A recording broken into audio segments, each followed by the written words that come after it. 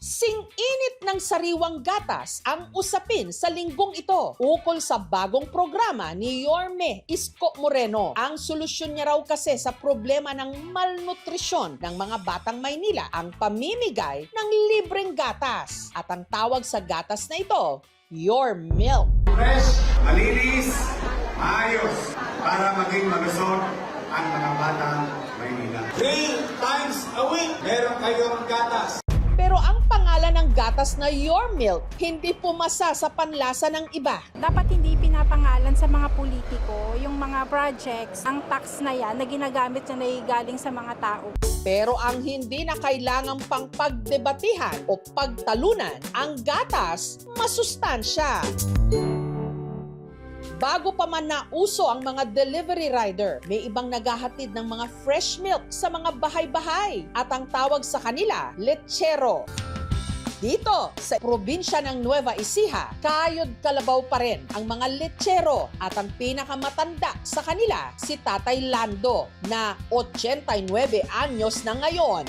Para sa akin, karabaw na tumatanda. Dito po sa Cabanatuan, halos na tao dito nakakilala na ako. Inilala kong gatas ni Tatay Lando galing sa mag-asawang Stephanie at Mark.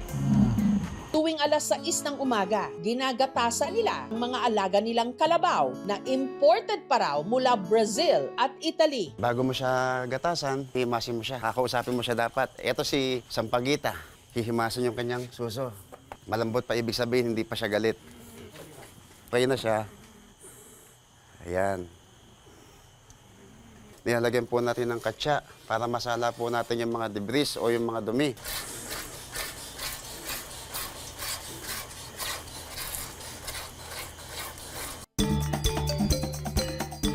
Ang mga nakolekta nilang gatas, sinasala muna sa isang balde at saka ililipat sa mga bote. Madaling mapanis ang gatas kapag may halo siyang tubig. Pag ganito kasi, malinis na siya.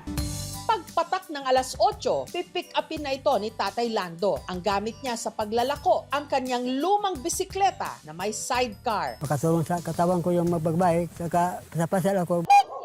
Gatas, gatas! Opo, ilan. Sasala mo na. Para may konting gata siya, malasa siya.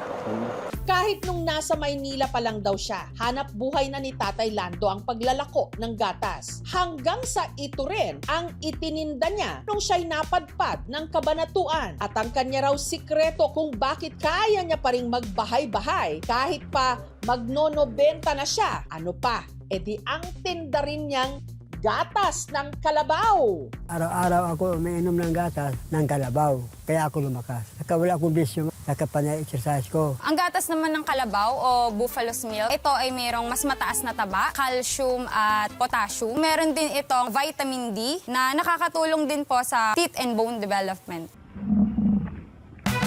Ang gatas ng kalabaw naman na ibinibenta sa farm ni Ariel sa Florida Blanca sa Pampanga, hindi lang daw masarap inumin, masarap ding isabaw sa kanin. At ang tawag nila rito, gatas damulag. Madaling araw pa lang, inihahanda na ni Ariel ang mga alagang kalabaw.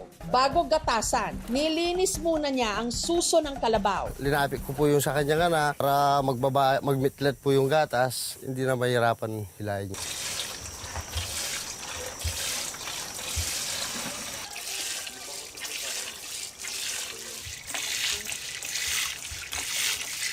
Noong umagang yon, 11 liters ng gatas ang kanilang nakolekta. Sinala muna nila ang gatas sa katsa bago inilipat sa mga bote ng ketchup. Sa isang 1.5, 200 pesos.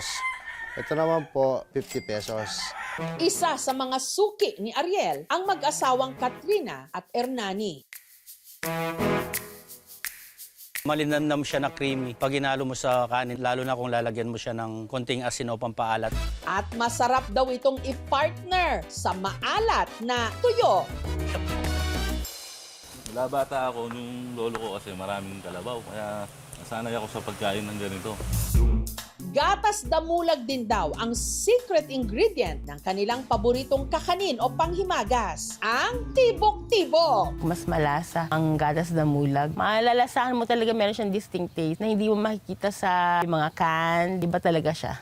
Una nating ilalagay ang gatas damulag.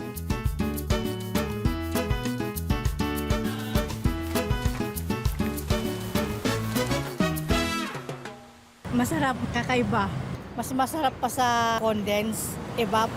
Para naman sa mga Pilipinong lactose intolerant o yung may kondisyon na hindi kayang tunawin ng kanilang katawan ang natural na asukal ng gatas, meron pa rin daw gatas na perfect para sa inyo. Gatas ng kambing.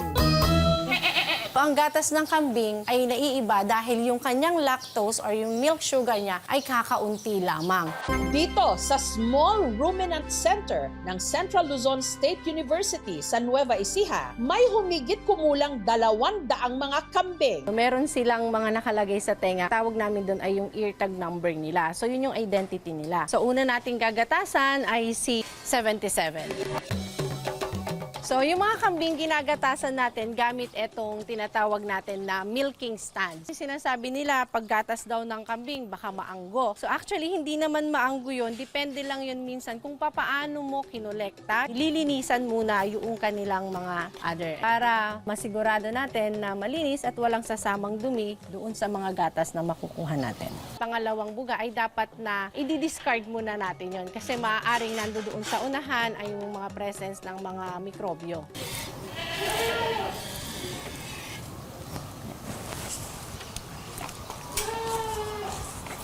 wala ng laman yan, parang nangungulubot na yung kanilang dede at saka mahararamdaman mo kung wala na talaga siyang karga. Etong C77 sa ngayon ay nasa 1 liter yung kanyang production. Para raw hindi sila mahirapan sa mga kambing, pinapakain nila ang mga ito habang kanila ring ginagatasan. Ito ay nag-iengganyo sa kanila para sila ay kusa na pumupunta dito sa milking stand natin. Pag yung unang beses na sila ay gagatasan, minsan ay nagpupumiglas sila. Pagkatapos gatasan ng mga kambing, pinapahiran ang kanilang udder ng isang solution na kung tawagin, tip-dip. Para ma-ensure natin na maiwasan yung infection after nilang magatasan. Para humaba ang buhay o shelf life ng nakolektang goat's milk, papainitan ito sa kanilang pasteurization area.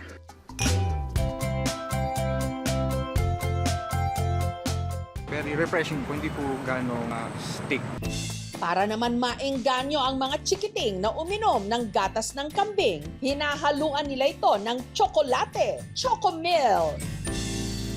Pag kumulo na yung tubig, ilalagay na natin yung ating skimmed milk.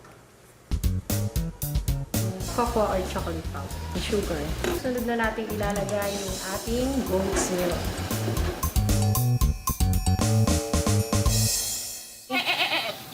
Chocolate? I think it's a bit better than cow milk. It's really, really good. Ang gatas ng kambing ay may mataas na protina, calcium, phosphorus at potassium. Ito ay mayaman sa vitamin A, riboflavin o vitamin B2 at mataas ito sa niacin o vitamin B3. So meron itong medium chain fatty acids na madaling tunawin.